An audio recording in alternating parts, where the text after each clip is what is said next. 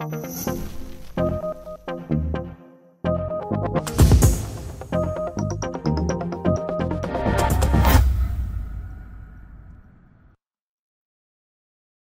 dans la vallée de l'Arve, on a réfléchi à quelque chose qui était encore plus ambitieux. C'était un vieux rêve d'ingénieur, c'est le capteur sans fil. Parce que le capteur que nous avons imaginé, capteur autonome communicant, Captocom, c'est le capteur sans fil.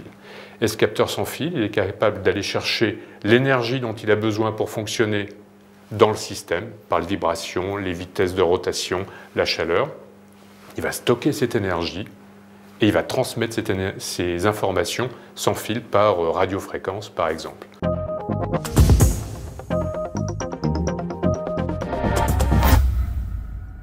Et si on va un petit peu plus loin aujourd'hui, on est en train de préparer déjà l'industrie 4.0 qui est l'industrie digitale numérique. Le pôle avait un rôle important et essentiel dans la conduite de ce projet parce qu'il a déjà mis en contact les partenaires du projet.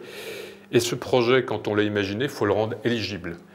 Et le pôle a ce rôle, a cette capacité de sélectionner des projets, de vérifier leur éligibilité, de les présenter aux financeurs. Et c'est ce qu'a fait le pôle, qui est là, non pas pour simplement réceptionner les projets, mais en faire la promotion. Le pôle nous a aidés à vendre notre projet aux financeurs. On a fait un calcul tout simple. Supposons que nous, SNR, on ait l'ambition de faire ce projet tout seul. Compte tenu des sommes qu'on a dû investir, dans le cadre de ce projet, on aurait pris un retard de 5 ans. Autrement dit, à faire ce projet ensemble, on a gagné 5 ans sur ce qu'on était capable de faire nous, tout seuls.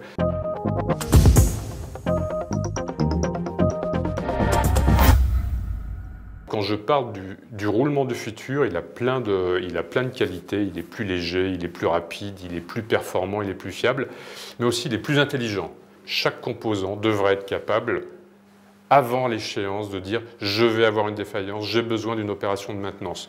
Grâce à Captocom, nos roulements seront capables de le faire. On a imaginé dans Captocom une brique technologique, c'est ce capteur autonome communicant sans fil. On a défini les bases et ces briques technologiques, on va les adapter aux différents marchés. Le ferroviaire, l'éolien, un jour l'automobile, pourquoi pas l'aéronautique.